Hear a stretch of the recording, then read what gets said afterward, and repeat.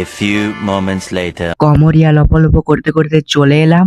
যেহেতু লপলপ আমাদের জন্য ছিল না, আমাদের জেট বিমানটা ল্যান্ড করলো একটা হাইওয়ে সাইডে, যার পাশে ছিল একটা রেস্টুরেন্ট। এখানে বিমান ল্যান্ড করে দিয়া স্যার আর নেই, শুধু এটাই বলে গেছে যে যে যার নিজের টাকায় খেলে।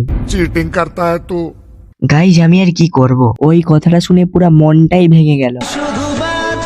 কারণ স্যার তো এটাই জানে না ওই বিমানের মধ্যে সব থেকে ভিআইপি ভিখারি ছিলাম আমি। তারপরে এই দোকান থেকে কিছু সেন্টার ফুড কিনলাম। তারপর স্যার কি বলে শুনো। স্যার খাওয়াবেন? আপনার টাই খাবো না স্যার, ভালো খাবো নি, চা খাবো স্যার। যাই হোক স্যার হ্যাঁ বললো, এটাই অনেক। অ্যাকচুয়ালি আমরা কিছুই খেতাম না। তো বন্ধু আমরা খাবো চা, আমরা আর কিছু খেতে চাই না, আমরা খাবো চা চা চা টি।